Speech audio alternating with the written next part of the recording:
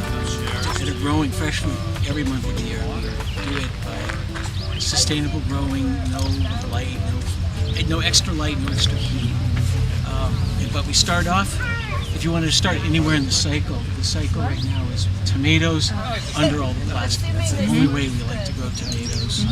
Grafting tomatoes, these tomatoes all need to go through a procedure called tomato grafting, whereas you take the tops off of tops off of two plants, one of which is resistant to a very deadly disease, and you stick them together with a special clip, and then you get a plant.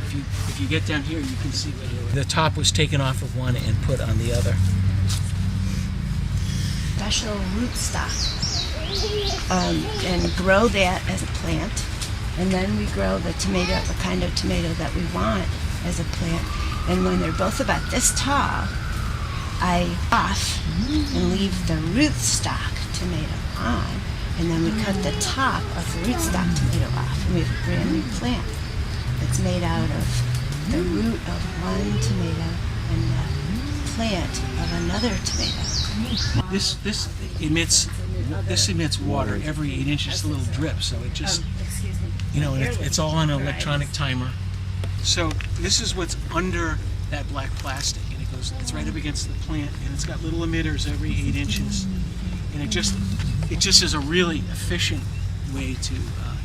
Nothing gets wasted. The water just lands right and on the soil, no splashing. It's like how like when you got a water sprinkler, it's just you're wasting a lot of water. So I've got a couple of hand tools to show you. This one right here is called a saddle hoe, and you just slide it under the weeds that you got there, and it cuts them off, and it does great. It cuts them off, and that's the end of them. Now, there may be some more, but part of weed control is to get your plants to grow faster than the weeds, because if they grow faster than the weeds, that you win the race. And this is, I don't know what you call it. This is a wheel hoe.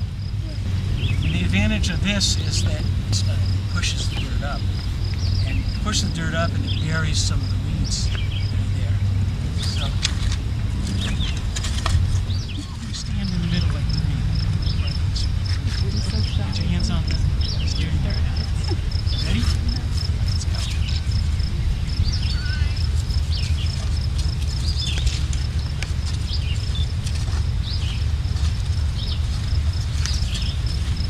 Joe, you are a hard worker.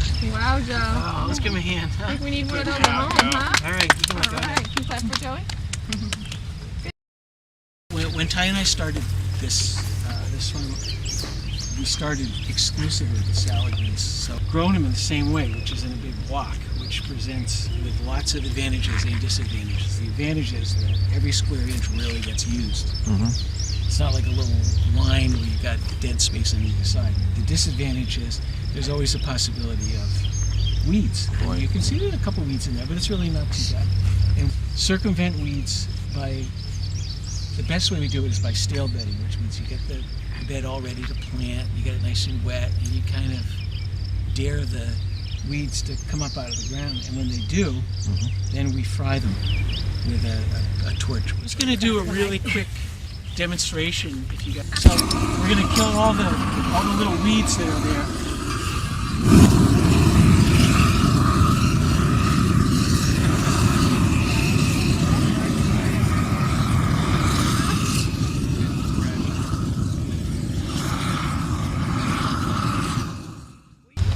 We're a 4-season farm. Sometimes it's called a season extension farm. And we utilize these structures in back of you, which are called hoop houses. People probably don't think of them as greenhouses, but without the heat in them, they're called hoop houses or high tunnels. And they've been around for a while as a concept. And we grow certain kinds of greens all winter long in them. Actually, growing them isn't a good way to describe it.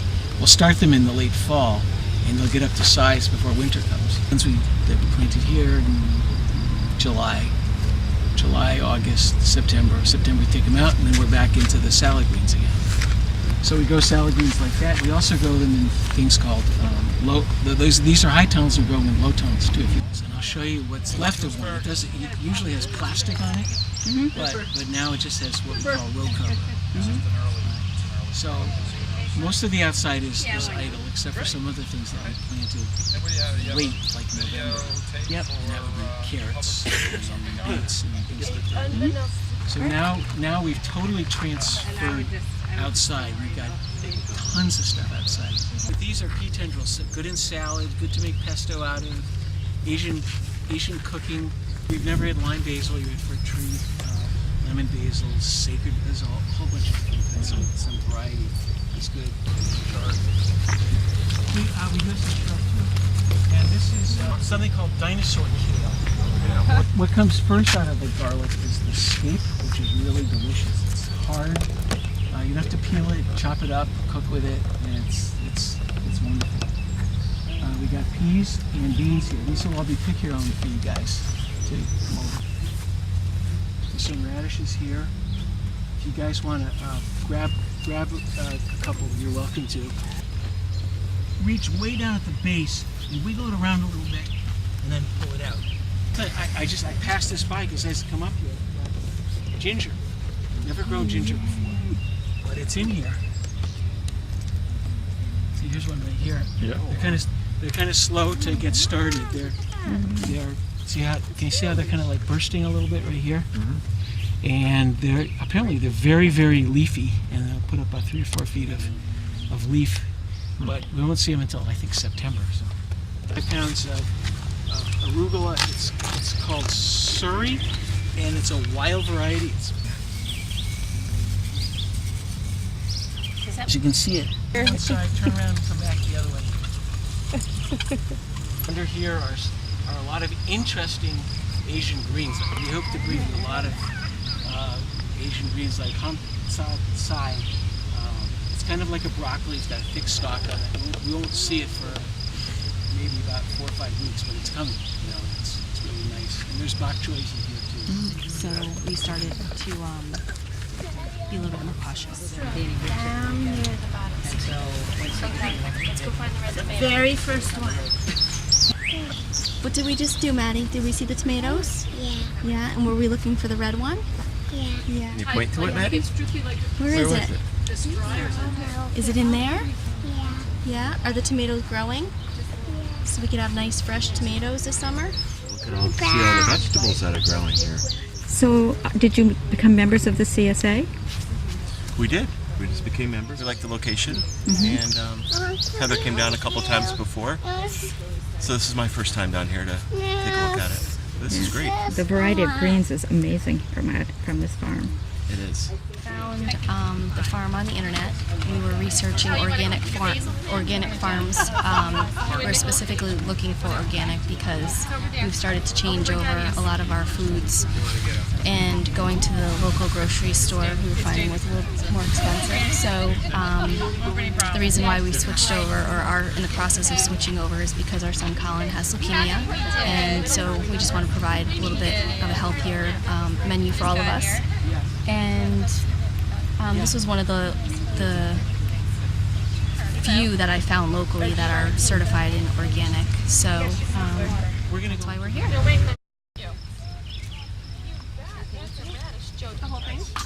You can eat the greens on them, yes. They're not the best greens, but they're not terrible. Do you want to put it in your bag? Some of the like the bigger items, tomatoes. Okay, put it in your bag for now. No, let me hold it. Okay, put it in your bag. You're welcome to harvest a carrot. Just go in there, find a fat one. You want to go pick a carrot, Joe? Get down in here and grab it right at the base, and try to get a hold of the top. The thing I've heard about carrots is it just needs no impediment to it growing down. Good job. Wow. Stuff in here. If one breaks off, just go on to another one. If I was nicer, I would have loosened it with a pitchfork. Sit down. Grab his low down And under here, there's a whole bunch of different kinds of plants that we're protecting from the flea beetles. Kale and mustard greens and Han Tsai, which you guys probably never heard of before, but it's an Asian green that it's kind of like broccoli. It's got a stalk on it, and it's really delicious. It's probably a month or 5 weeks out, so you know, there's always things to look forward to. I mean, you know, basically there's a lot of salad materials now, and some of the other like raising techniques. But the carrots, you know, this to me this is exciting to be able to provide you guys with carrots. I don't personally go to any of the markets except for City C. And by the way, you got to go to City C. You got to go to Worcester Square. It's like it's a destination. Very nice. Everyone's very friendly. Everyone's happy to be there, and it's a great model from the farmer's point of view. If they're faithful by sending checks at a time of year when you know the farmer doesn't have much.